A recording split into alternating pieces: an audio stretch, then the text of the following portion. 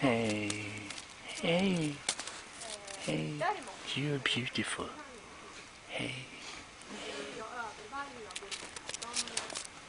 Oh, he loves you.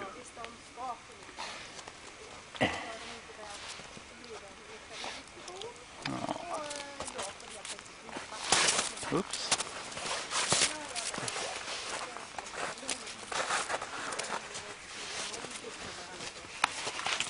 Måste jag säga ifrån så gör jag det på vargarna språk.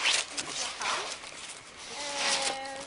Ju mindre de är, desto mer kontakt man lägger med varandra. Jag hörde till saken att valpar får göra vad de vill.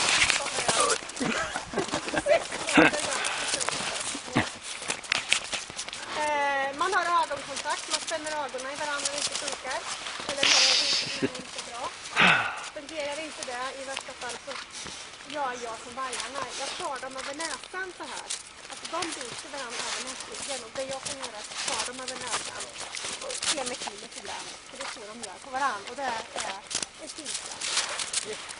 Och då är det också viktigt att jag tänker mig att de får chans att säga förlåt. För att annars blir det lite slikt. They love you. Yeah. Om jag säger till dem så får inte den bli skräcka för mig. Och då kanske han eller hon tror att jag går och tjurar här. Då kan det bli lite fattig stämning. De är faktiskt väldigt, väldigt känsliga.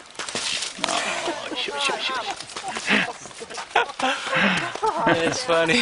I love them. Yeah, they love you too. Yeah.